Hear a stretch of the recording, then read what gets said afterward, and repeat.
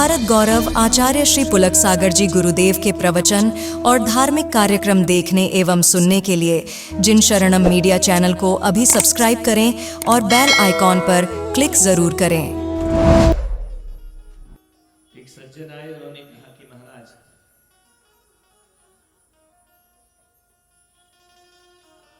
आपके जैसा दिमाग हमें मिल जाए तो हम भी बेहतरीन इंसान बन जाए। हमने कहा डूंगरपुर वालों, मेरे जैसा दिमाग मिले और तुम बेहतरीन इंसान बनो, मैं तो ये कहता हूं तुम बेहतरीन इंसान बन जाओ, मुझसे भी अच्छा दिमाग तुमको प्राप्त हो जाए।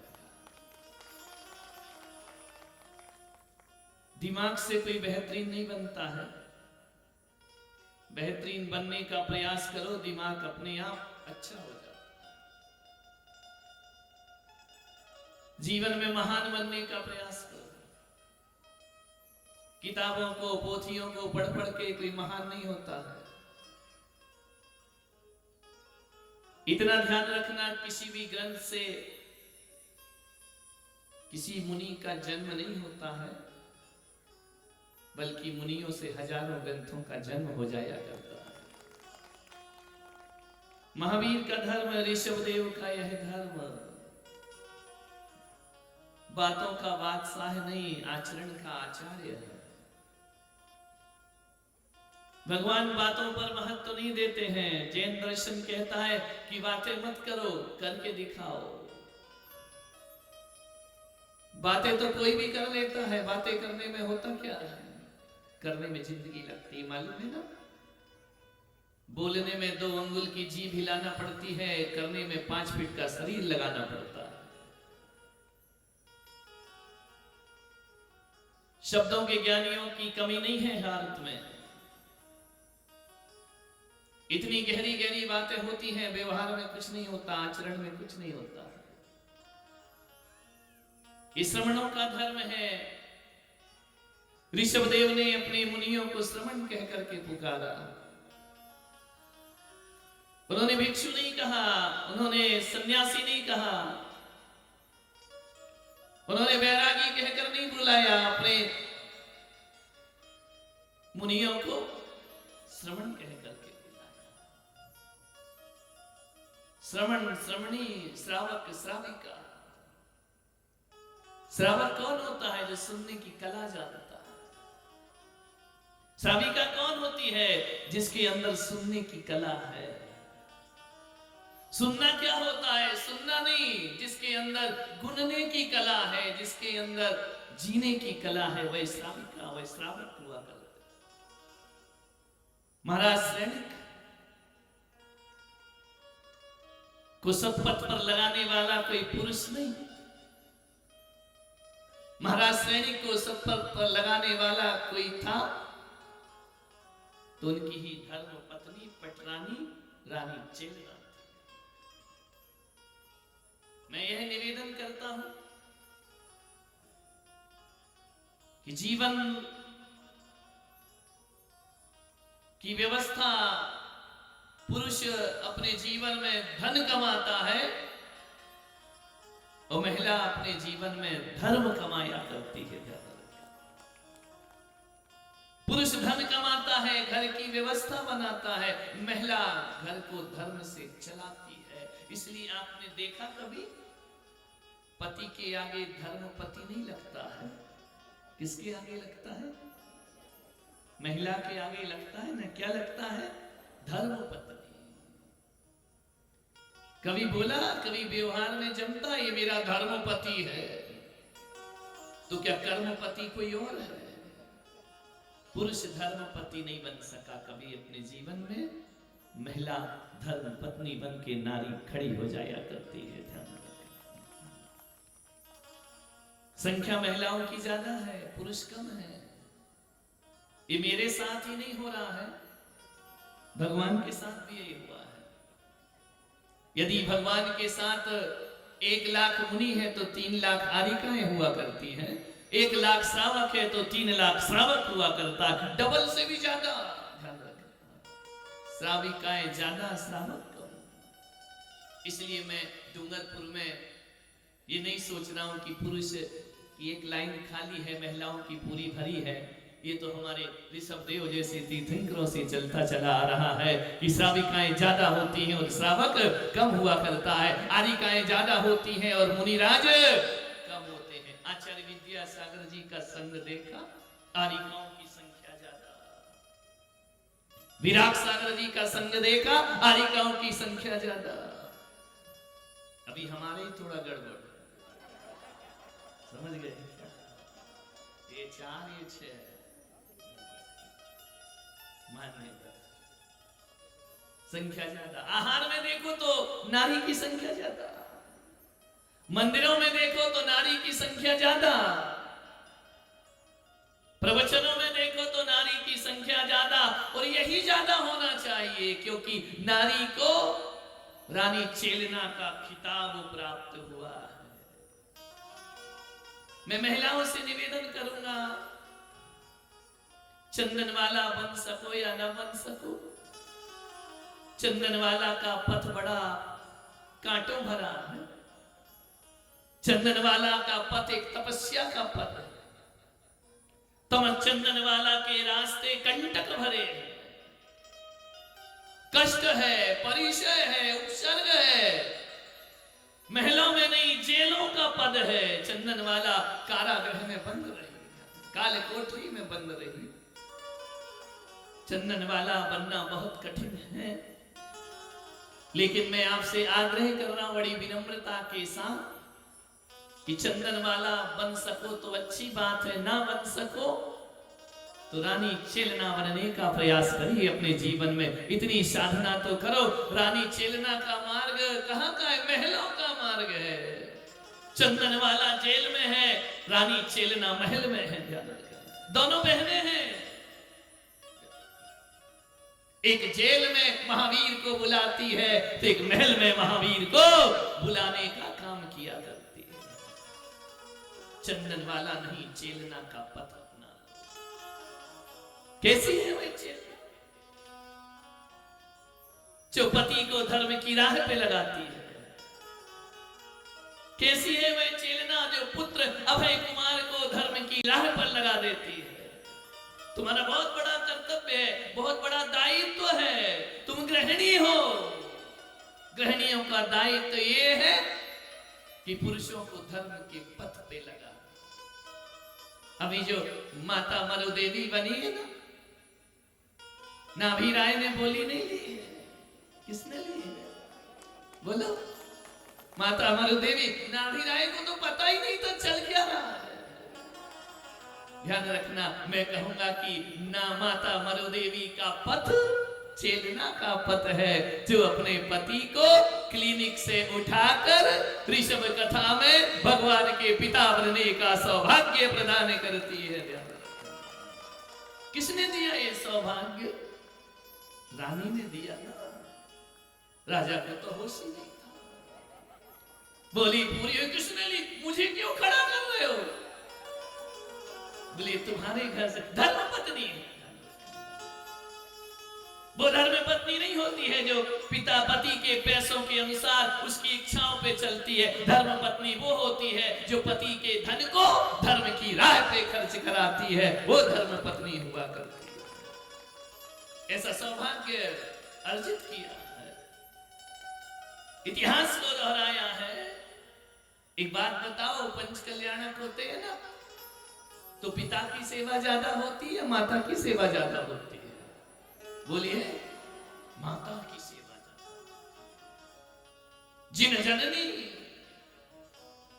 एक ही पुत्र को जन्म देती है, 2 को नहीं देती है, लेकिन पिता के लिए ऐसा नियम नहीं है। वो कई पुत्रों को जन्म दे सकता है।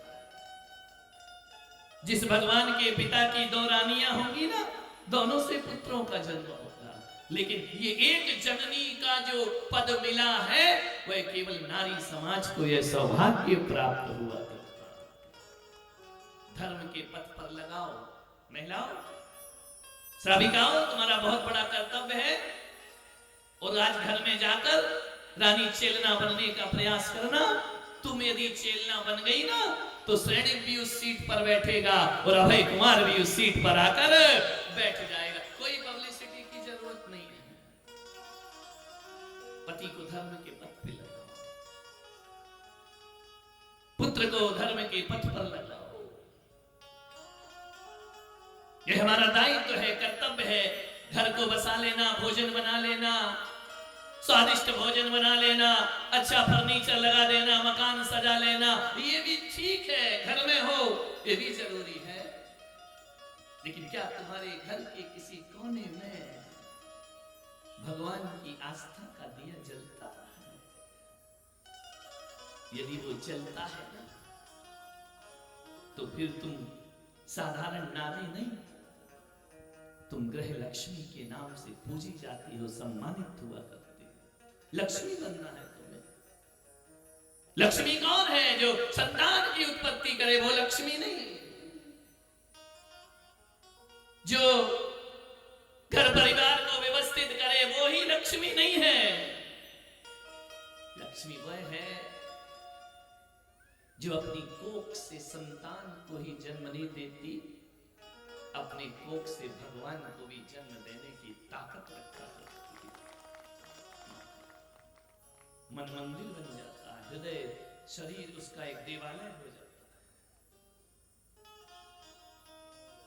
चेलना बनने का प्रयास। बन सकते हो ना चेलना, दीक्षा थोड़ी लेना है।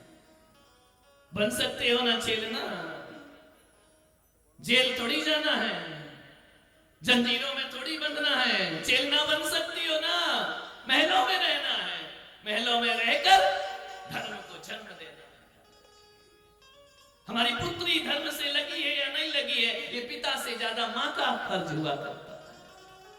हमारी पुत्र वधू कोई संत आए, चौका लगाती है या नहीं लगाती है, ये सिखाना एक नारी का धर्म हुआ करता है। नवदा भक्ति सिखाना ये नारी का धर्म हुआ करता है। 24 भगवान के नाम याद कराना ये नारी का धर्म हुआ करता है। बच्चा बोलने लायक हो जाए तो उसे मोबाइल मत पकड़ाओ, उसे 24 तीर्थंकर के नाम याद कराओ, उसे स्तुति याद कराओ, प्रभु पतित पावन याद कराओ।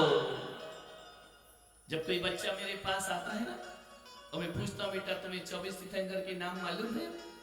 बच्चा कहता है मालूम है, तो समझता हूं कि एक संस्कारित मां का पुत्र है। ध्यान रखना, जब बच्चों को नहीं मालूम होता है तो लगता है मां के अंदर भी संस्कार मौजूद नहीं है। तुम्हारी बहुत बड़ी जिम्मेदारी है इस धर्म की रक्षा को करना, धर्म को आगे बढ़ाना, पुरुषों को संयमित करना।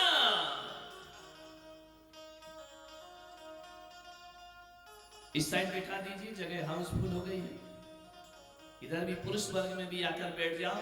33% आरक्षण नहीं, डूंगरपुर में तो मुझे 100% आरक्षण दिखाई दे रहा है। 33% आरक्षण मत मांगो। क्यों अपने को छोटा समझते हो? 33% होके तुम सीमित हो गई कि 70% पुरुष और 33% नारी। मैं तो कहता हूं हमारे देश की नारी, हमारी समाज की नारी 33% पर नहीं, वह तो 100% पर उसका अधिकार होना चाहिए, 100% पर उसकी जिम्मेदारी होना चाहिए।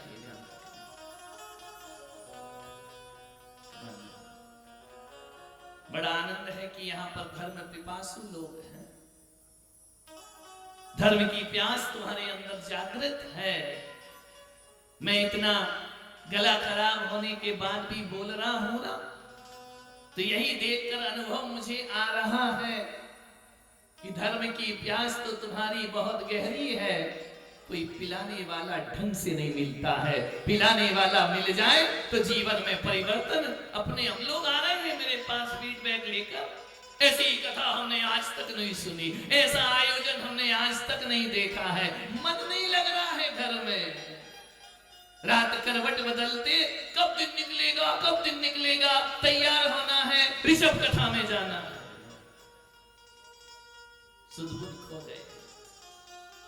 माता के 16 स्वप्न देखे ना कल रात्रि में, लोग बड़े अद्भुत सपने। हमने कही कलयुग है, माता तो आंख बंद की पब्लिक सपने देख रही है। और सतयुग में पब्लिक नहीं माता देखा करती है, माता को तो देखने ही नहीं मिला, उसको तो कह दिया उस कलाकार ने आंख बंद करके लेट जाओ। ध्यान रखना, पब्लिक देख रही है, देखे कोई बच्चा किसी को होगा, ये कलयुग है। लेकिन एक बात तो डूंगरपुर वालों में आपसे विश्वास के साथ कहता हूं कि तुम्हें 16 स्वप्न आए या ना आए, कि 10 दिन तक ये ऋषभ कथा के स्वप्न तो तुम्हारे रात्रि में तुम्हारे नैनों में झूलेंगे ही झूलेंगे, वो ज्ञान गंगा के स्वप्न नैनों में झूलेंगे झूलेंगे। ध्यान रखना, ये संतों के दर्शन तुम्हारे नैनों में झूलेंगे झूलेंगे। बस यही स्वप्न तो आगे जाके 16 स्वप्न में बदल जाया करते हैं। आनंदित हो जब जीवन में बड़ी प्रशंसा मिले तो खो मत जाना, विस्मृत मत हो जाना, भूल मत जाना। महिलाएं बहुत प्रशंसा की भूखी होती है, थोड़ी सी प्रशंसा कर दो, सब कुछ बारी बारी जाओ न्यारी जाओ। भोजन करने बैठते हो ना, इतना कह दो, मैं चौके में बोल देता हूं ना, क्या सब्जी बनाए, ऐसा लगता है कि जैसे द्रौपदी मुर्मू ने भारत रत्न का अवार्ड तुम्हें प्रदान कर दिया। खुश हो जाती, आनंद से भर जाती। क्यों? ये पुरुष जो होते हैं ना, इनको 3 लोक की संपदा दे दो तो भी खुश नहीं होते हैं, और महिला जो होती है वो छोटी छोटी खुशियों में बड़ी खुशियों को ढूंढ लिया करती है, छोटी छोटी बातें उसे बड़ी खुशी प्रदान करती है। एक वो लोग हैं जो बड़ी खुशी में भी उदास रहते हैं, और एक महिला है जो छोटी छोटी खुशियां बटोरती है, छोटी बातों में प्रसन्न हो जाती है। इतना कह दो, तुमसे सुंदर कोई नहीं है, आज मेरे जमी पे नहीं है कदम। जीवन इसी का नाम है। कभी तुमने ख्याल किया, पागल खानों में जाकर देखना, देखने के लिए जाना, पागल होके मत जाना। आदमी पागल ज्यादा होते हैं, महिलाएं पागल कम होती हैं। देखना कभी पागल खाने में, क्योंकि ये ऐसे हैं कि ये हंस नहीं पाते खुल के, ये रो नहीं पाते खुल के। इन्हें दुनिया की संपदा भी मिल जाए तो इनके चेहरे पर आनंद नहीं रहता है, ये अंदर ही अंदर घुटन में जीते, कितना भी मिल जाए जब देखो तब रोना, इसलिए पगला जाते हैं ज्यादातर। आप नहीं, आप तो छोटी सी चीज में बहुत आनंद बटोर लेते। नारी का गुण बड़ा प्रशंसनीय गुण है। कितने भी ड्रेस लिया ना, ये नहीं कहेंगे बहुत अच्छी लाई, हाँ ठीक है लाई ना, रख दे। एक साड़ी ले आएगा ना, झूम जाओगी, मेरा पति मेरे लिए साड़ी लेकर आया, आभूषण लेकर आया, मेरी सास मेरे लिए उपहार लेकर आई, आनंद से भर। छोटी चीजों में बड़ी खुशी ढूंढना चाहिए, इसी का नाम जिंदगी हुआ करता है।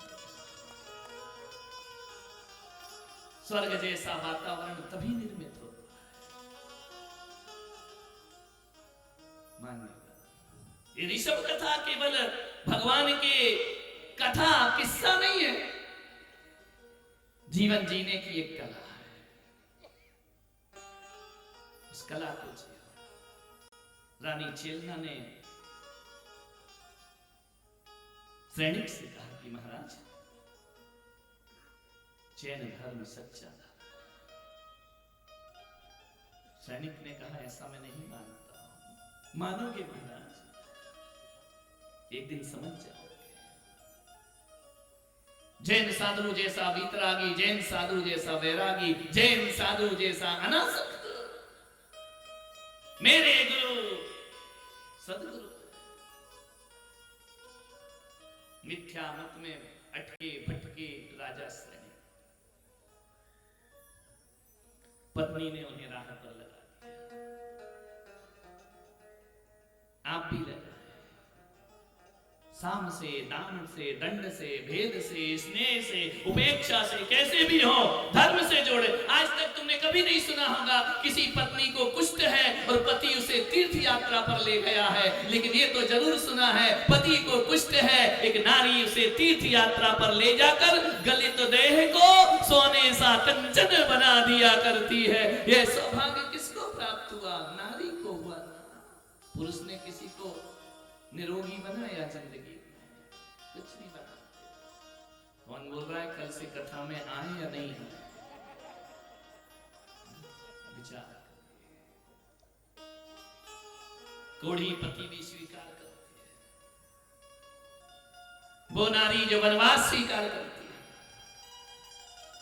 वो नारी जो 22 वर्ष का पति का वियोग सहती है, जंगल में हनुमान को जन्म दे दिया करती है। नारियों ने अपने चरित्र नहीं बेचे, चरित्र को संभाल के रखे। ये आभूषण, ये घूंघट, ये कपड़े, ये गहने, ये तुम्हारी शोभा नहीं हो सकते हैं। चरित्र तुम्हारी सबसे बड़ी शोभा हुआ करता है। चरित्र से बड़ा सौंदर्य और कुछ नहीं होता।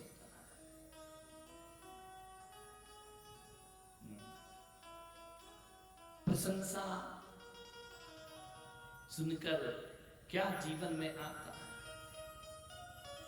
भगवान ऋषभदेव से भरत जी महाराज ने पूछा कि भगवान कौन है आपके वंश में जो महान आत्मा बन सकती है? हे भगवान, इस जगत में कोई ऐसा है जो आपके जैसा तीर्थंकर बनकर के खड़ा हो? भगवान ने कहा कि हां भरत, तेरा पुत्र मारीची 24वां तीर्थंकर भगवान महावीर बनकर के खड़ा हो जाए। महावीर मेरा पुत्र। मारीच के कान में शब्द पड़े, मैं महावीर, मैं तीर्थंकर, मैं भगवान। बहक गया। ध्यान रखना, कभी कभी ज्यादा प्रशंसा अज्ञानियों को बहका दिया करती है। भटक गए। अब तो मैं भगवान हुई, अब मैं ही भगवान हूं। तुमको मालूम है भारत में विगत 100 साल में 500 स्वयं घोषित भगवान घूम रहे हैं। हर कोई अपने को भगवान बना देता है, हर कोई अपने को भगवान के समकक्ष लाकर खड़ा कर देता है। आदमी सोचता है कि मैं ही भगवान हूं। 500 स्वयं घोषित भगवान को विश्वास ना हो तो सुबह सुबह जब तुम सोकर उठते हो ना, आस्था चैनल खोल लिया करो। कितने सारे भगवान दिखाई देते हैं उसमें जो स्वयं घोषित भगवान। भगवान अलग होते हैं, इंसान अलग होता है। एक दोहा बोल दिया कि गुरु गोविंद दोनों खड़े काके लागू पाए, और बलिहारी गुरु आप की गोविंद दियो। इस दोहे ने बड़ा भ्रम फैलाया, भगवान को धक्का लगाया, गुरु को भगवान बना दिया। ऐसा कभी नहीं हो सकता है। एक बात याद रखना, मेरे महावीर को छोड़कर यदि पुलक सागर को पूजोगे तो मैं गारंटी लेता हूं तुम्हारा कल्याण कभी होने वाला नहीं है। ध्यान रखना, मेरे को यदि मेरे पास आते भी हो ना तो मेरे पास मत आना, महावीर के पास जाने के लिए मेरे पास आना। गुरु को बड़ा बना दो, भगवान को छोटा कर दो, ये कैसी कथा हो सकती है जीवन की कि बलिहारी गुरुदेव की गोविंद दियो बताए। कबीर ने सही कहा लेकिन लोगों ने अर्थ गलत लगा लिया। कबीर ने क्या कहा? गुरु गोविंद दोनों खड़े। गुरु किसके पास खड़े हैं? किसके पास खड़े हैं? गोविंद के पास। आज के गुरु गोविंद के पास खड़े हैं क्या? बोलिए, गोविंद है क्या उनके पास? भगवान है क्या उनके पास? गुरु गोविंद दोनों खड़े। पुलक सागर गोविंद के पास नहीं खड़ा है, शांति सागर गोविंद के पास नहीं खड़े हैं, विद्या सागर गोविंद के पास नहीं खड़े हैं, पुष्कर सागर गोविंद के पास नहीं खड़े हैं। गोविंद के पास कौन गुरु खड़ा है? गौतम गणधर भगवान गोविंद के साथ खड़े दिखाई देते हैं। हमारा तो भगवान ही नहीं, तीर्थंकर ही नहीं है, हम कहां उनके साथ खड़े हैं। कबीर ने सही कहा है, गुरु गोविंद दोनों खड़े। ये नहीं कि गोविंद ऊपर बैठे गुरु नीचे खड़े।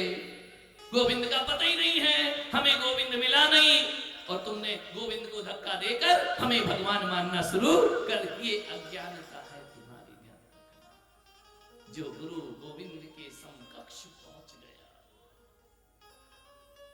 हम में और तुम में ज्यादा अंतर नहीं है डूंगरपुर वालों। तुम भी भटके हुए भगवान।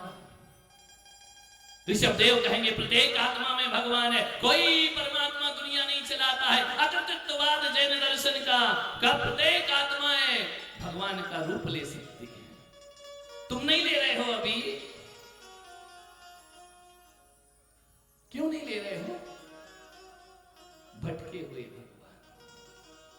जिस दिन ऋषभदेव की सुध आ गई, उस दिन भगवान को रास्ता प्राप्त हो जाएगा। भटके भगवान को अपने आप मंजिल मिल जाएगी। मैं तुम्हारे वंश का भटका हुआ हूं देवता, आत्म तत्व छोड़कर मैं जगत को देखता। हे ऋषभदेव, मैं तुम्हारे वंश का भटका हुआ भगवान हूं, बस तुम्हें छोड़कर मैं जगत को देख रहा हूं। वो जिस दिन कोई अमृत वचन मेरे कान में घुल जाएगा, ध्यान रखना, ये भटका हुआ भगवान अपना रास्ता पाकर निर्वाण को प्राप्त कर लेगा। बस इंतजार है भाई कौन सा अमृत वचन हमारे जीवन में परिवर्तन लेकर आ जाए। परिवर्तन आएगा तो अमृत वचन काम के। मैं लाखों वचन बोलता हूं 1 घंटे में, हर वचन तुम्हारे काम का थोड़ी है। जो तुम्हारी जिंदगी को बदल दे वो वचन तुम्हारे लिए उपदेश हुआ करता है। जो तुम्हारे जीवन को मजबूर कर दे बदलने के लिए, समझना वही दिव्य ध्वनि है। जो तुम्हारे जीवन को परिवर्तित कर दे, समझना वही ऋषभ कथा है। ध्यान रखना, वरना ऐसे शब्द तो इस कान से सुने जाते हैं और इस कान से निकाल दिए जाते हैं। एक शब्द, मुझे नहीं मालूम वो कौन सा शब्द होगा जो तुम्हारे जीवन को बदल देगा।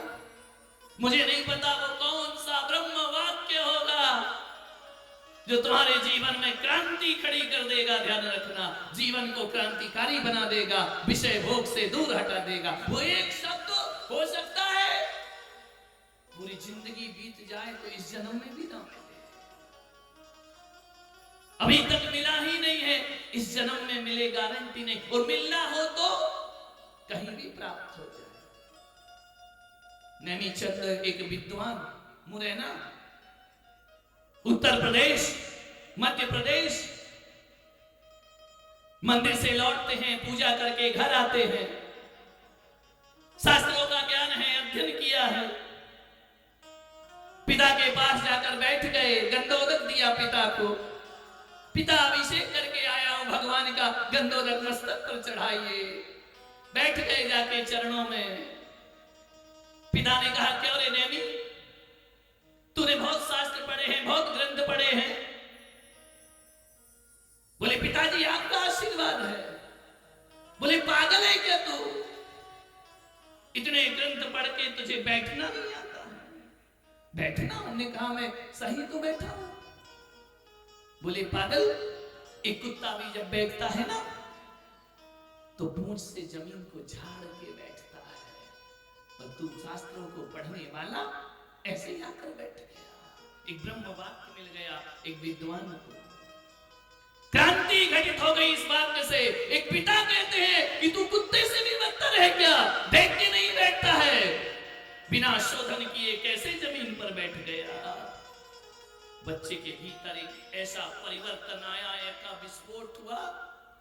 उस बच्चे ने कहा कि पिताजी, आज से नैमीचंद संकल्प करता है कि जब भी बैठेगा, अब ऐसे नहीं बैठेगा नैमीचंद, अपनी पिच्छिका से परिमार्जन करके बैठेगा। मालूम है वो नैमीचंद कौन? आचार्य विमल सागर बन करके खड़े हो जाते। सारी एक शब्द जीवन के परिवर्तन में कारण हो जाता है। एक ये मत सोचो कि कथा में 1 घंटा हमारा बेकार गया। तुम उस शब्द की तलाश कर रहे हो, तुम उस शब्द को खोज रहे हो जो हमारे जीवन में। कितने महाराज आए, कितनी माता जी आई, सबके उपदेश सुनते हो ना, सुनना चाहिए। मैं नहीं कहूंगा कि मेरे से वो शब्द तुम्हें प्राप्त होगा, कभी कभी वो शब्द, संतों की बात तो छोड़ो, कभी कभी वो शब्द किसी नीलांजना जैसी अप्सरा से भी ऋषभदेव को प्राप्त हो जाया करता है और ऋषभदेव के जीवन में परिवर्तन आ जाता। एक अप्सरा, वह भी एक ब्रह्म उपदेश दे सकती है। आकाश से टूटने वाला पीला पत्ता किसी के लिए उपदेश बन जाता है। तो अर्थी जाती हुई देखकर किसी को आगम का ज्ञान मिल जाएगा। जरूरी नहीं है कि साधु संतों से ही जीवन परिवर्तित हो, बस एक शब्द की तलाश। कब मिलेगा वो ब्रह्मवाक्य? मारीच को मिला ब्रह्मवाक्य, तू तीर्थंकर बनेगा। राजा महाबल, ऋषभदेव का पूर्व का जीव, संबुद्धि मंत्री ने बहुत कथाएं सुनाई महाबल को, अरविंद की कथा सुनाई, मणिमाली की कथा सुनाई। ऐन प्रकारेण महामंत्री का ये कर्तव्य था कि मेरा राजा धर्म से विमुख नहीं होना चाहिए। आपका भी कर्तव्य है ना कि हमारे परिवार के लोग धर्म से विमुख नहीं होना चाहिए, धर्म से जुड़ करके जीना चाहिए। जितना जीवन में भोजन आवश्यक है, जितना जीवन में धन आवश्यक है, जितना जीवन में संतति आवश्यक है, जितना जीवन में मकान आवश्यक है, जितना जीवन में टीवी देखना आवश्यक है, जितना जीवन में मोबाइल चलाना आवश्यक है, उतना ही जीवन में धर्म भी आवश्यक है। प्रातः काल उठो, ब्रह्म मुहूर्त उत्थाय ध्याये पंच नमस्कार। आचार्य कहते कि ब्रह्म मुहूर्त में उठो, पंच नमस्कार मंत्र का ध्यान करो, यहां से दिन की शुरुआत होना चाहिए। एक व्यक्ति ने पूछा कौन सी प्रभात अच्छी होती है, कौन सा दिन अच्छा होता है? मैंने कहा मुझे नहीं मालूम है कौन सा दिन अच्छा होता है। सोमवार अच्छा होता है, मंगलवार बुधवार, कौन सा दिन अच्छा होता है? मैंने कहा मुझे कुछ नहीं मालूम है, मैं इतना जानता हूं कि जिन प्रभातों में जिनेंद्र का स्मरण हो जाता है वो प्रभात सुप्रभात हो जाया करती हैं, वो प्रभात मंगल प्रभात हो जाती है। वो जिस रात में जिनेंद्र का नाम लेकर सो जाओ वो रात शुभ रात हो जाया करती है। गुड मॉर्निंग करने से जिंदगी खुश नहीं होती है, ध्यान रखना। जिनेंद्र का स्मरण करने से पूरा दिन आनंद में बदल जाया करता है। रोज सुबह उठकर बंद करो ये गुड मॉर्निंग कहना, बंद करो ये गुड नाइट कहना। कहां की भाषा लेकर आए हो? सुबह से उठ के क्या करो? Good morning, good evening, good night, good afternoon, रोज कहते हो, रोज कहते हैं, एक भी गुड नहीं है। ध्यान रखना। जैन ऋषभदेव का वंशज सुबह से उठ के गुड मॉर्निंग नहीं कहता, सुबह से उठ के जय जिनेंद्र कहा करता है। संबोधन इतने पवित्र होना चाहिए। मंदिर बाद में जाओ, जय जिनेंद्र घर से प्रारंभ हो जाना चाहिए। दोपहर को जय जिनेंद्र, शाम को जय जिनेंद्र, जय जिनेंद्र, जय जिनेंद्र, जय जिनेंद्र बोलिए और जय जिनेंद्र की ध्वनि से अपना मौन।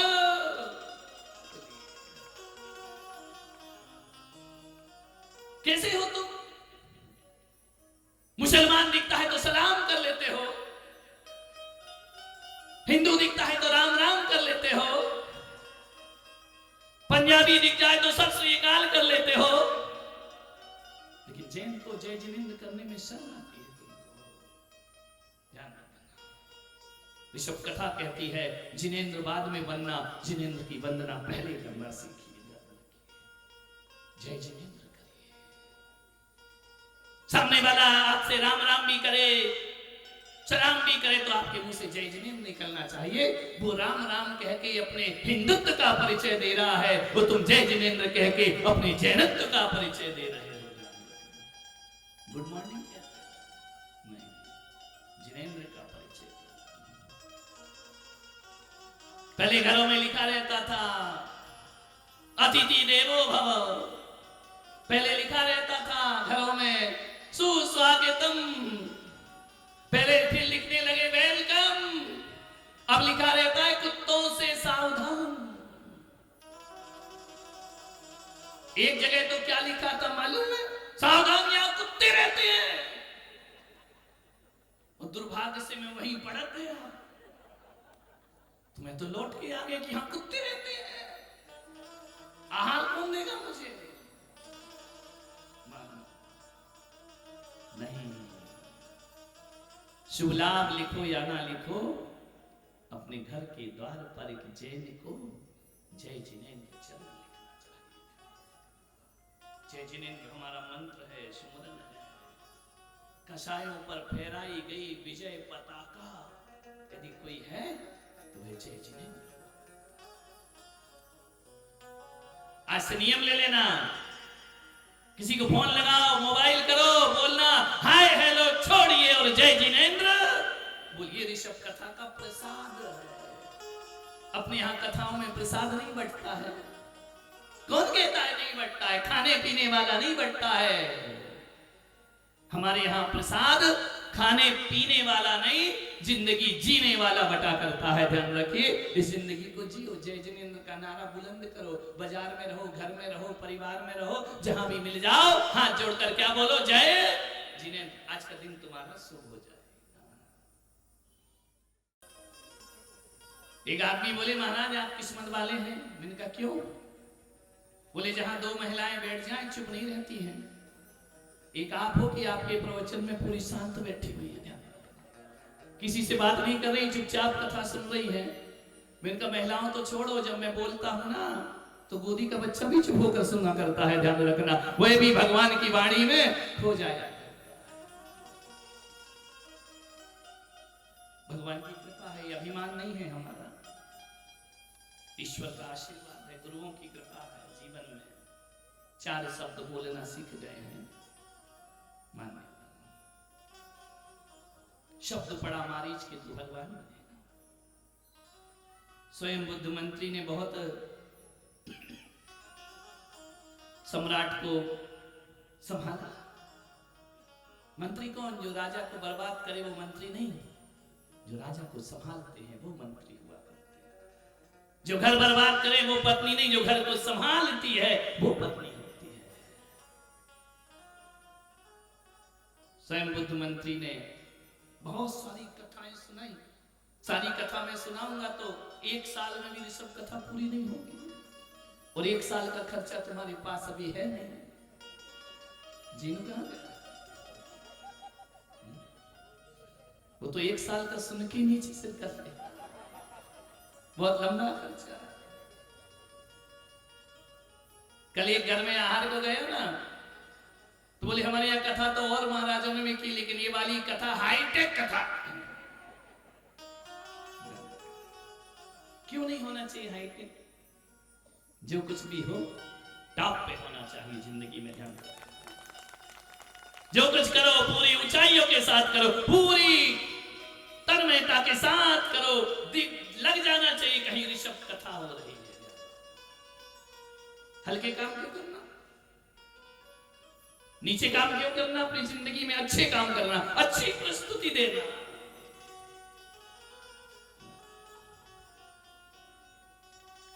महामंत्री ने राजा को संभाला कि महाराज अपना सम्यक नहीं करना।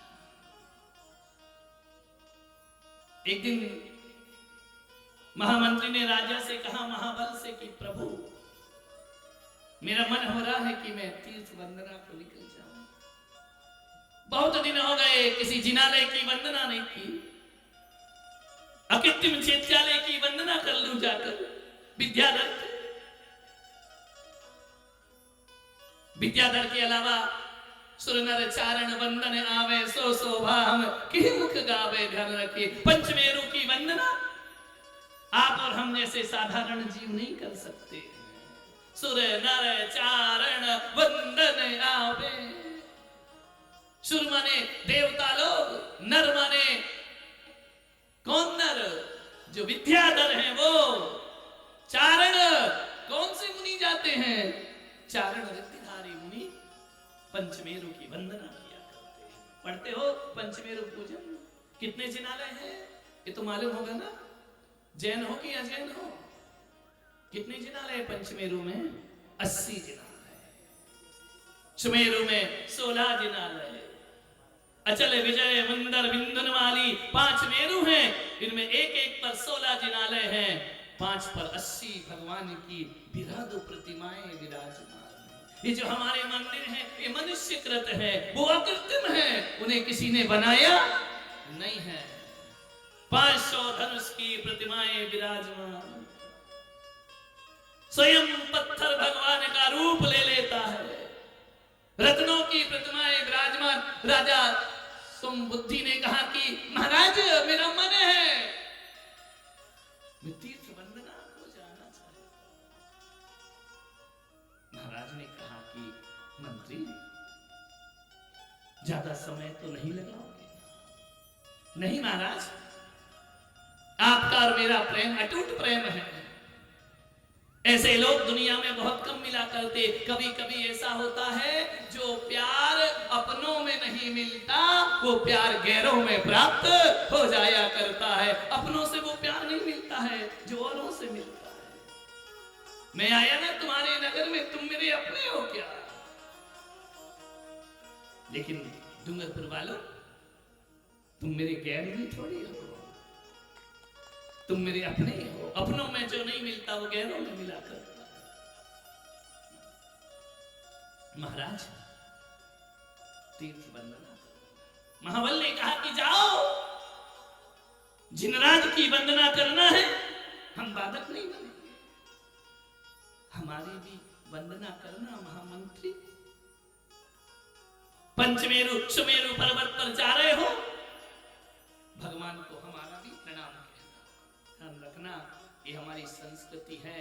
जब हमारे यहाँ कोई सम्मेद शिखर जाता है ना, और वो कहता है मैं सम्मेद शिखर की यात्रा को जाता हूँ, तो एक सच्चा जैन कहता है मैं तो नहीं जा पा रहा हूँ, नहीं पहुंच पा रहा हूँ, लेकिन भगवान को हमारी भी भाव वंदना समर्पित करना, हमारा भी प्रणाम उनके लिए समर्पित करना। पहले जब जाते थे ना, तिलक किया जाता था, माला पहनाई जाती थी, बड़ा उत्सव होता था। ये आदमी सम्मेद शिखर की वंदना को बैलगाड़ी से जा रहा है, क्या मालूम लौट कर आए या ना आए। वंदनाएं वे आज तो पहुंचने से पहले रिटर्न टिकट बन जाती है। अभी रामलाल गया नहीं है, घर से निकला नहीं है, रिटर्न की टिकट तैयार। पहले जाते थे सम्मेद शिखर तो मालूम है, यही सोच के जाते थे, महीनों की यात्रा होती थी, हम लौटेंगे या नहीं इसका कोई भरोसा नहीं। और यही गाड़ी में बैठकर गाते थे, क्या गाते थे कि बुला लो अपने पास, उमरिया रह गई थोड़ी, मन भजले पारसनाथ, उमरिया रह गई, अब तो बुला लो भगवान, अब वापिस मत भेजना। आज सम्मेद शिखर जाते हैं ना, पहले रिटर्न का टिकट होना चाहिए। अशुभ संकल्प मालूम है, शिखर जी जाओ ना तो उसके पहले एक गांव पड़ता है, एक शहर गया पड़ता है। हे माता जी गया की आचार्य विमल सागर जी महाराज सोनागिर से सम्मेद शिखर की ओर गए। किसी व्यक्ति ने पूछा कि बाबा महाराज गुरुदेव सोनागिर कब वापिस आओगे? विमल सागर महाराज मुस्कुराए, उन्होंने कहा पागल है क्या, सम्मेद शिखर कोई लौटने की चीज है क्या, अब नहीं आऊंगा लौट कर। बोले सोनागिर तो आपके प्राणों में बसा है। लेकिन विमल सागर ने कहा सोनागिर प्राणों में बसा होगा, लेकिन सम्मेद शिखर मेरी श्वास है, मेरी धड़कन है, मेरे जीवन का लक्ष्य है सम्मेद शिखर। महाराज एक बार तो लौट कर आना। महाराज ने कहा पागल है क्या, सम्मेद शिखर कोई रिटर्न टिकट की स्थान है क्या? मैं नहीं गया सम्मेद शिखर मुनि बनने के बाद, लोग बोले कब जाओगे? मैंने कहा जब लौट के नहीं आएंगे तब जाएंगे घर। शिखर जी से कोई लौटता है क्या? दुर्भागी होगा जो वापिस लौट आता है। बोले ऐसा क्यों कहते महाराज? मैंने कहा ऐसा इसलिए कहता हूं कि सम्मेद शिखर से पहले गया है, स्टेशन पड़ता है गया। गए हो आप सम्मेद शिखर? सब लौट कर आ गए था, वहीं बस जाना था। सम्मेद शिखर की धूल में भी लौट लो तो कर्मों का नाश हो जाता है। सम्मेद शिखर के एक एक कंकड़ में तीर्थंकर का एहसास होता है। मैंने कहा मालूम है वो गया क्या कहता है? गया तो फिर गया, फिर वापिस आने का नहीं। ध्यान रखना, विमल सागर महाराज लौटकर वापिस नहीं आए, सम्मेद शिखर से परम समाधि को प्राप्त करते। हम भी आज संकल्प करें कि अपने भी जीवन का अंतिम समय आए ना, तो हमारा मरण, आपका मरण, किसी का भी मरण चार लोगों में नहीं, 20 तीर्थंकरों की निर्वाण भूमि में हमारे जीवन का उत्सर्ग होना चाहिए। तीर्थंकर हमारे निर्यापक बने, तीर्थंकर की पावन भूमि हमारी समाधि का साधन बने। मत लौटना वहां से, अंतिम समय हो तो वही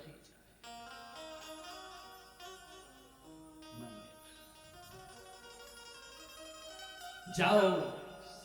मंत्री वंदना कहो हमारी भगवान से। सुमेरु पर्वत पर पहुंचे समुद्री मंत्री, जाकर क्या देखा? समोसरण सा माहौल, 500 धनुष की काया लिए भगवान अकृत्रिम चैत्यालय पर अरहंत परमात्मा, सिद्ध परमात्मा नम्रीभूत हो गया। महामंत्री दुनिया की सुध बुध खो गई। तुम तो मंदिर जाते हो ना, वापिस लौटने का सोचते, अभी गए और अभी आए। नहीं, मंत्री को लगा कि बस जीवन लीला यही समाप्त हो जाना चाहिए। भगवान समय हो ऐसा जो प्राण तन से निकले। नमोकार जपते जपते यह प्राण तन से निकले।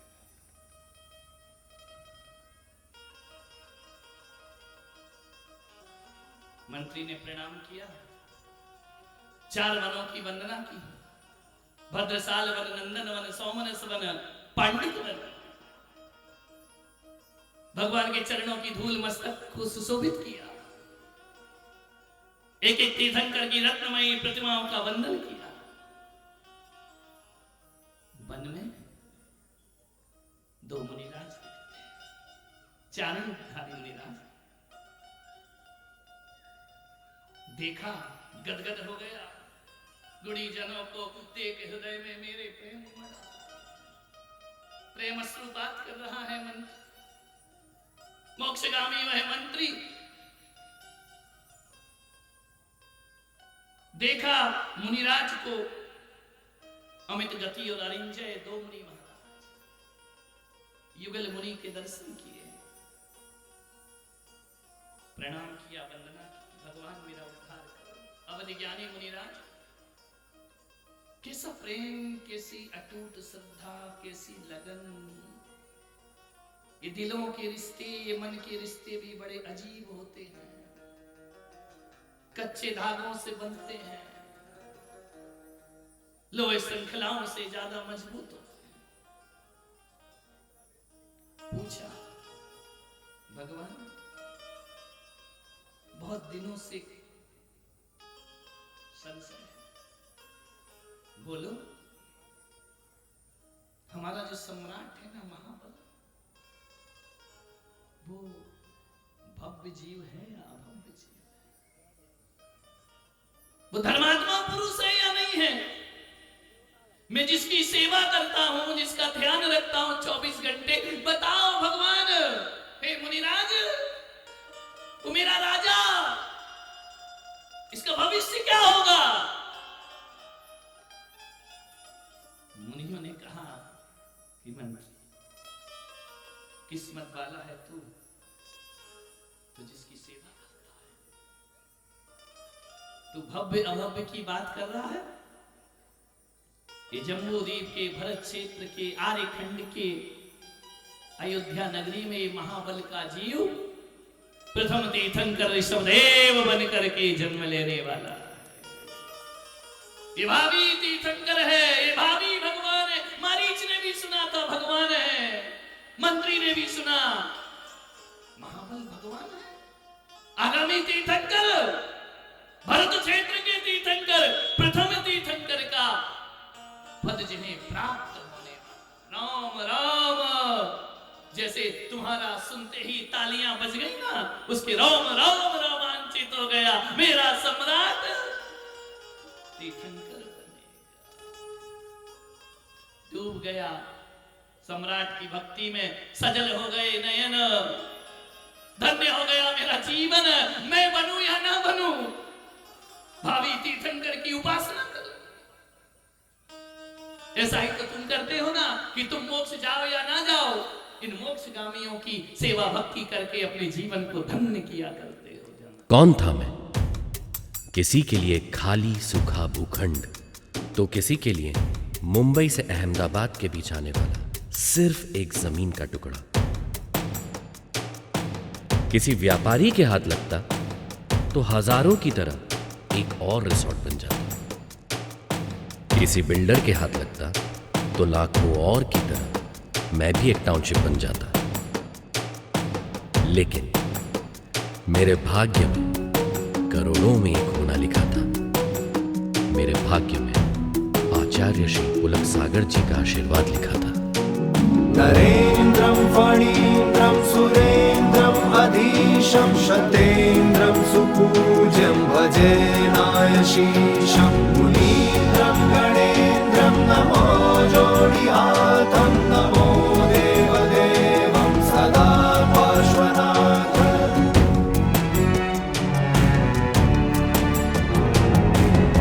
मौन था मैं स्वर कहाँ से आया, खाली भूखंड को दे दी उसने काया। मौन था मैं स्वर कहाँ से आया, खाली भूखंड को दे दी उसने काया। तीर्थ बनाया मुझको सजाया, तीर्थ बनाया मुझको सजाया। खाली भूमि छू के मेरे पुलक जीने की कृपा अर्जुन शरणम मना। तीर्थधाम जिन शरणम यही त्रिकाल चौबीसी, छात्रवास जिन शरणम यही है निर्जरा कुटी। यही है ध्यान मंदिर सामयिक गुफा, यही नवग्रह जिनालय त्रिमूर्ति भी दिखे यही।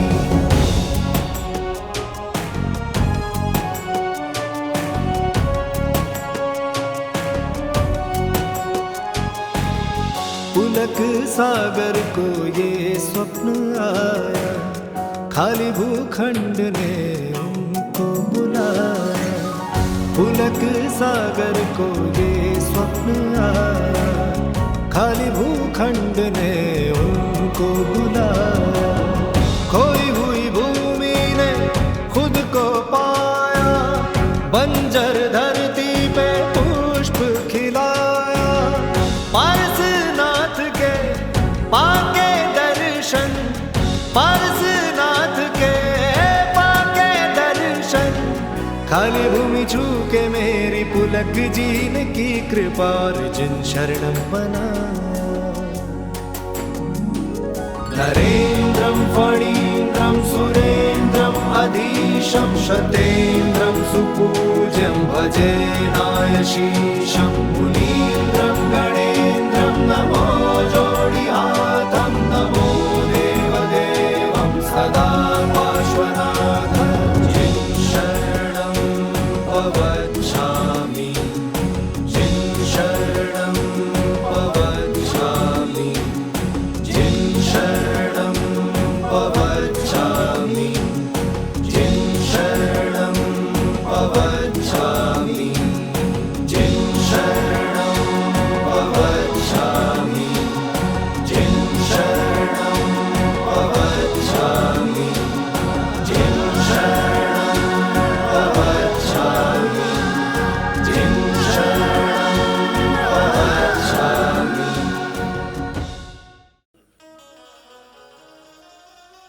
जो तेरी गली में आए नहीं वो तेरा ठिकाना क्या जाने।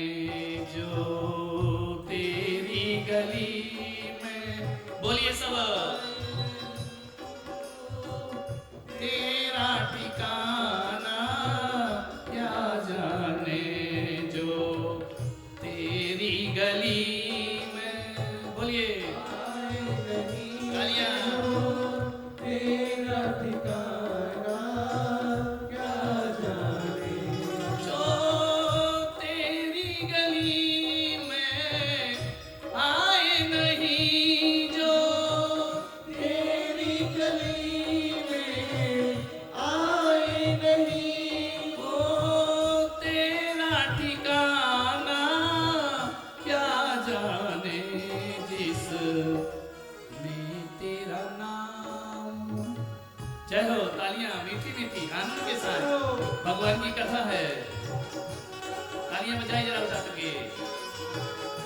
वो जिसने तेरा नाम लिया ही नहीं वो लगन लगाना क्या जाने। जिसने तेरा नाम, जय हो, बोलो ऋषभदेव भगवान की।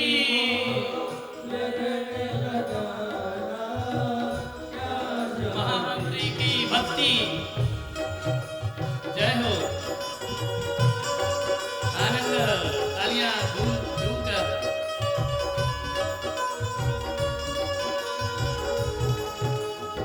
आनंद के साथ बैठे बैठे झूमिए, ऐसे मत बैठो पिलर की तरह लहराते बलखाते। रोम रोम रोमांचित महामंत्री सुनकर भगवान बनेंगे महाबल राजा।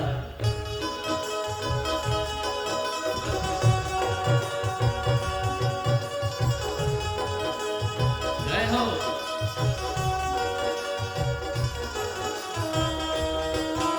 गली में आए नहीं वो तेरा ठिकाना क्या जाने। जो तेरी गली में आए नहीं वो तेरा ठिकाना क्या जाने। तो जिसने तेरा नाम वो लगन लगाना क्या जाने। जिसने तेरा नाम लिया ही नहीं वो लगन लगाना क्या जाने। ओ ये दुनिया गोरख धंधा है। ये दुनिया को सब बोलिए, धंधा है। ओ ये दुनिया गोरख धंधा है। ये दुनिया को रख धंधा है। सब जग माया में अंधा है। सब जग माया में अंधा है। जिसने प्रभु, जिस अंधे ने प्रभु देखे नहीं। जिस अंधे ने प्रभु देखे नहीं वो रूप बसाना क्या जाने। वो रूप बसाना क्या जाने। जो तेरी गली में आया जय हो, आनंद है, तालियां हाथों को उठा करके। कथा है भगवान की पावन पुनीत कथा।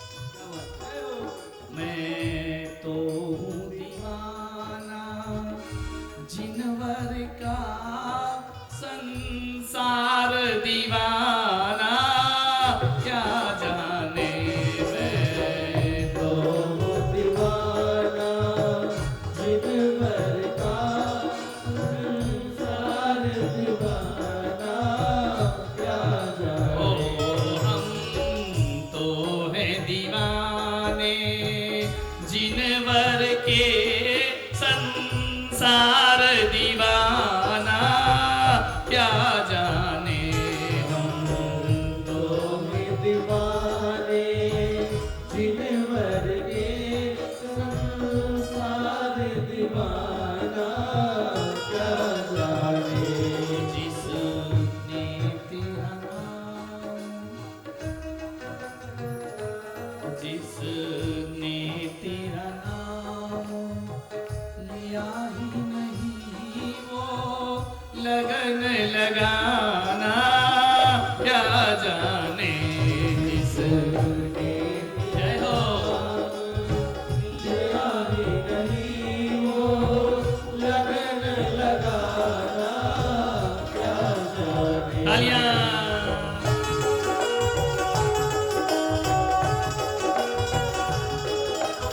बोलो ऋषभदेव भगवान की केसरिया लाल की मरुदेवी के लाल की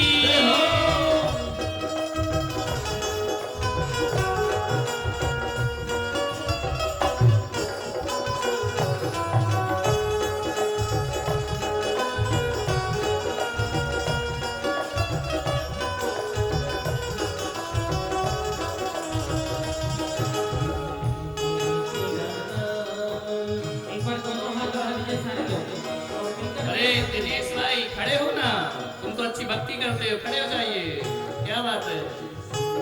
जय हो।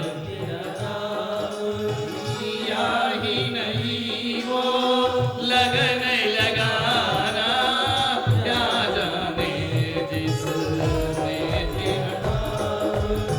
तेरा नहीं वो लगन लगाना क्या जाने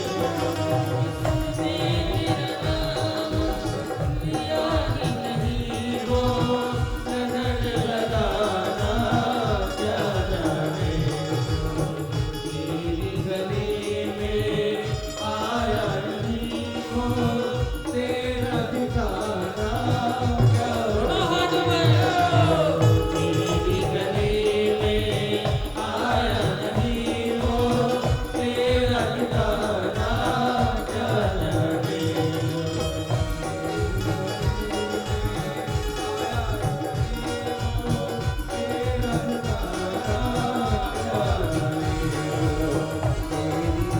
जय हो। नहीं वो तेरा ठिकाना क्या जाने तेरी गली में आया नहीं वो तेरा ठिकाना क्या जाने बोलो ऋषभदेव भगवान की केसरिया लाल की जय हो समय हो गया है आपका। पूछा कि महाबल भव्य है यदि भगवान ने कहा भव्य है, तीर्थंकर बनेगा। एक बात करो, 5 मिनट तो शेष कथा सामने। एक बात करो मंत्री, इंतजार कर रहा है महाबल तुम्हारा। अवधि ज्ञानी मुनि थे, आज तुम्हारा राजा रात्रि में स्वप्न देखेगा। वह तुमसे स्वप्नों का फल पूछे, उससे पहले तुम जाके स्वप्न का फल बता दे। क्या प्रश्न, क्या स्वप्न महाराज? आज तुम्हारे राजा को स्वप्न आएगा, सम्राट को, कि 3 मंत्री उसे कीचड़ में डुबो रहे हैं, दलदल में, और एक तुम हो जो उसे निकाल के सिंहासन पर उसका अभिषेक कर रहे हो। ऐसा स्वप्न महाराज? गुरुदेव, इस स्वप्न की अनुभूति क्या होगी?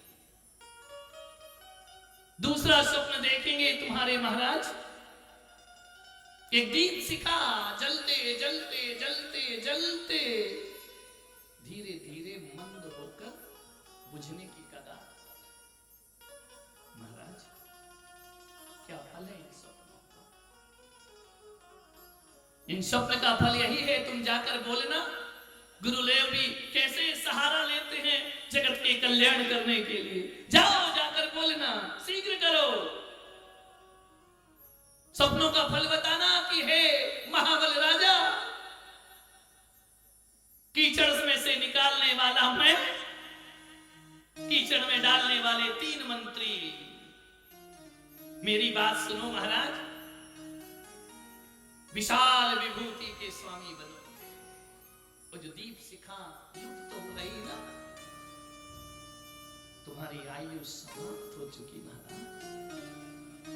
केवल 1 माह का जीवन शेष बचा। जाकर महाराज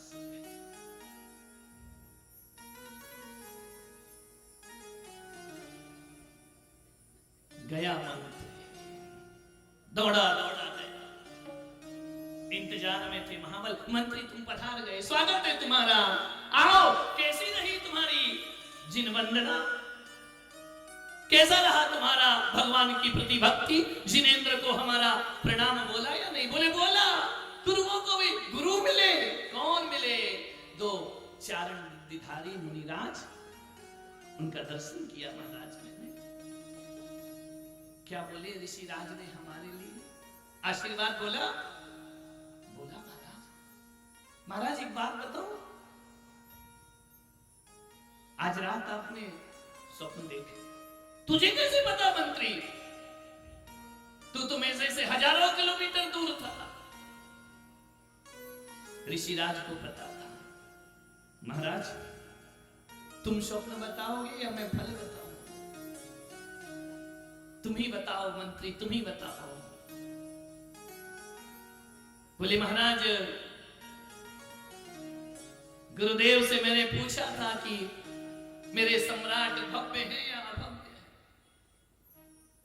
धर्मात्मा है या नहीं है? क्या बोला मुनियों ने? शरणधारी मुनियों ने बोला कि तेरा सम्राट भव्य ही नहीं है, बल्कि भरत क्षेत्र का प्रथम तीर्थंकर ऋषभदेव का जी। तालियां बज जाना चाहिए आनंद से, अनुमोदना से। तुम तीर्थंकर बनोगे भगवान। हे भावी तीर्थंकर, मैं तीर्थंकर मारीच ने सुना मैं तीर्थंकर बनूंगा, भटक गया रास्ते से। महाबल ने सुना मैं तीर्थंकर बनूंगा। रोम रोम रोमान। तुमको कोई कह दे कि तीर्थंकर बनोगे तो कैसा लगेगा? कहेगा कोई नहीं, लखन तो तीतर बनने के भी नहीं है, तीर्थंकर तो बहुत बड़ी बात है। लेकिन कह दिया जाए कि तुम भगवान बनोगे तो कैसा लगेगा? कानों में कैसा लगेगा? अमृत भूल जाए। स्वप्न का फल क्या है मंत्री जी? आप बड़े विभूति के स्वामी बनने वाले हैं। कीचड़ में 3 मंत्री आपको फंसा रहे हैं, मैं निकाल रहा हूं। हाँ मंत्री, मैंने यही स्वप्न देखा है। मैं आपका हितैषी हूं भगवान। मैंने आपको निकाल के सिंहासन पे बिठा के अभिषेक किया ना, बस अब इसके बाद तुम्हारा स्वर्गों में अभिषेक होने वाला है मेरा। मैंने ऐसा क्या किया है मंत्री जो मैं इतनी विभूति का स्वामी बनूंगा? तुम जिन भक्त हो ना, जिनेंद्र भगवान की भक्ति करते हो ना, जो जिनेंद्र का भक्त होता है वह नरक और पशुगति में जन्म नहीं लिया करता है। आपको भी जीवन में इस कथा से सीखना है, जिन भक्ति करो जीवन। दूसरा स्वप्न देखा महाराज, ये स्वप्न मेरा गला रुंध रहा है। क्यों? ये स्वप्न कहता है एक दीप शिखा का लुप्त होना, धीरे धीरे आपकी आयु पूर्ण हो गई महाराज। 1 माह बची है आयु, बस। ऐसा शरीर में कुछ दिखता तो नहीं है? पुण्यात्मा हो ना महाराज, पापात्मा तड़प तड़प के मरते हैं, पुण्यात्मा आनंद से मृत्यु का महोत्सव किया करते हैं। आप पुण्यात्मा, आपको रोग नहीं आएंगे, व्याधि नहीं आएगी महाराज। हे भावी तीर्थंकर, तुम्हारा मृत्यु तो महोत्सव बनेगा। तुम्हें कोई कह दे कि महीने भर बाद मरना है तो तुम क्या करोगे? बोलो, बड़ा बेटा इधर आ, छोटी बहू इधर आ, ये दुकान तू ले ले, ये मकान मेरा, यही करोगे ना? मम्मी का ध्यान रखना, मैं जाने वाला हूं। ये संसारी जीवों की पहचान। कुछ करो, कुछ उपाय करो, मेरी मृत्यु टल जाए। राजा महाबल ने कहा कि मंत्री निराश क्यों होते हो? मृत्यु तो जीवन का अटल सत्य है, और ये मेरा सौभाग्य है कि निरोग काया से मृत्यु का वर्ण कर। रोगी लोग क्या मृत्यु का वर्ण करें? उसके नगर में, उसके आंगन में, उसके बगीचे में जो चैत्यालय था ना, वहां चले गए महाबल राजा। अब मैं चारों प्रकार के आहार का त्याग करता हूं। धन्य दशरथ मंत्री, मुझे जीवन भर संभाला है ना, अंत समय भी गफलत में आ जाऊं तो क्या करना?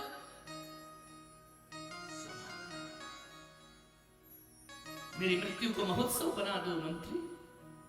ऐसे जीव तीर्थंकर बनते हैं, अपने जैसे जीव तीर्थंकर नहीं बनते हैं कि अस्पताल लाओ, वेंटिलेटर लाओ, दवाई लाओ, उपचार कराओ, मुझे बचाओ। ये क्या तीर्थंकर बनेंगे? मृत्यु को महोत्सव बना रहे भगवान। हे भगवान, ऐसी दशा हमारी भी किसी जन्म में होना चाहिए। हम भी ऐसी ही मृत्यु का वर्ण करें। 22 दिन तपश्चर्या की महाबली, शरीर शिथिल हो गया, मांस सूख गया, हड्डी और चमड़ी बची, चारों प्रकार के आहार छोड़ दिए। मंत्री जी बस मुझे यही कहना, बस अरिहंत सिंह, अरिहंत सिंह, अरिहंत सिंह। ये जैनियों का मरण है, ध्यान रखना। ये मरण केवल जैनों को प्राप्त हुआ है, सौभाग्य। अरिहंत सिद्ध कहते जीवन को सार्थक कर। किस्मत वाले लोग हैं जिनके कानों में अरिहंत शब्द पड़ता है। भाग्यशाली लोग हैं जो अंत समय परिवार नाम नहीं, अरिहंत नाम गिनता है। मृत्यु का वर्ण किया, 22 दिन में समाधि हुई। समाधि मरण को प्राप्त कर समता से प्राणों का विसर्जन कर महाबल ललितांग देव की पर्याय में स्वर्ग में जन्म लिया।